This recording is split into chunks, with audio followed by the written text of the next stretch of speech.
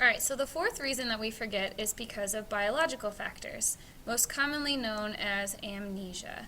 And most of you know that amnesia means you have memory loss either because of an accident or an injury or some sort of disease. And there are three types of amnesias that I want you to remember. The first is called retrograde amnesia, and retrograde amnesia is when you forget things that happen prior to your accident. So let's say that you're playing sports and you get a concussion. This means you can't remember what your name is, who your mom is, what day it is, what you had for lunch that day. It's kind of the stereotypical amnesia that we see on television. I kind of equated it to like a computer crashing without saving your essay.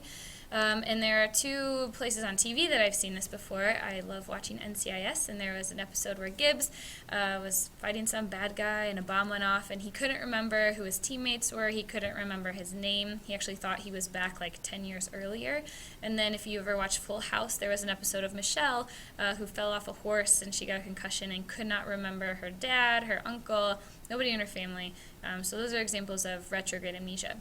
A mnemonic that helps me remember them is if you think of the word retro, it's like old and outdated. So when I hear retrograde amnesia, I'm forgetting the old stuff that happened prior to my accident.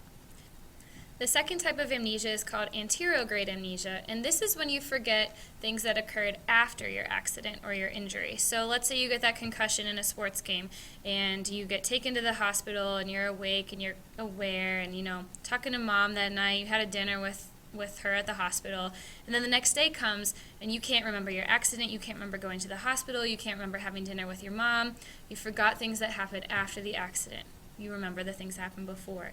And this is the type of amnesia that psychologists and doctors really use to judge the severity of a concussion. No amnesia is good, but this is the really bad amnesia. Other examples of 50 First Dates.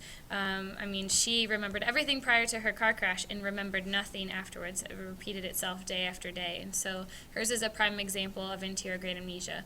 I also included Dory. We don't really know what happened to Dory, but she does demonstrate a lot of anterograde amnesia because she forgets Nemo and Marlin and a couple other characters as well in the movie. How I remember anterograde amnesia is A stands for after, so you forget what occurred after the accident. So you got retro for the old stuff, and then anterograde A after the accident happened. And then the final type of amnesia that you need to know is called infantile amnesia, and this is the type of amnesia that you should be thankful for because this is what prevents us really from remembering anything before the ages of 2 or 3. And it's because our hippocampus, which stores most of our explicit memory, is one of the last brain regions to develop in us. So I'm kind of thankful for infantile amnesia because I don't really want to remember my birth or nursing or running around in poopy diapers and things of that nature. So those are 3 types of amnesia that you need to know. The last reason we forget is called motivated forgetting. And believe it or not, we can sometimes alter our memories based on how we want to have recalled something. So let's use a simple example. Let's say you're on a diet and you're really trying to eat healthy, and some people are checking in on you saying, hey, how's it going? And it's really not going that well, but you exaggerate a little bit and tell them it's going a little bit better than what it really is.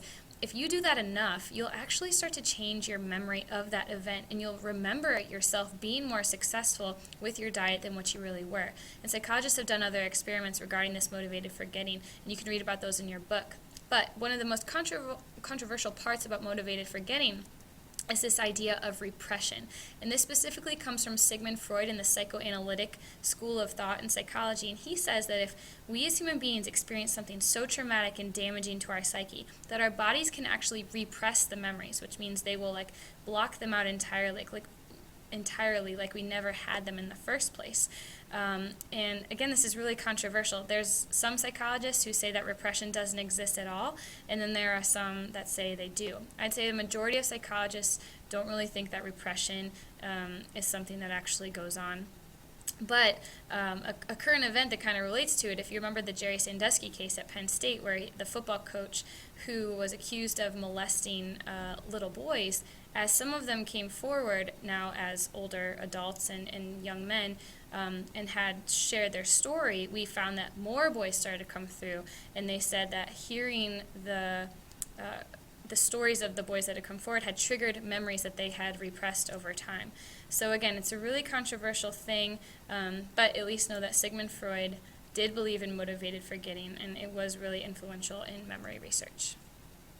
So to wrap up on the reasons we forget, we talked about encoding failure, and this is when you don't even get information into your long-term memory in the first place, and this was demonstrated by that change blindness video that we watched. We have storage failure, which deals with decay theory and Ebbinghouse's forgetting curve. Then we have retrieval failure, which dealt with things like tip of the tongue syndrome and interference in our favorite mnemonic porn. And then we have biological factors, which is mostly amnesia and the 3 types that we talked about. And then lastly, motivated forgetting with Freud and repression. So those are the reasons why we forget, and tomorrow we'll tackle some memory construction topics. Thanks for watching.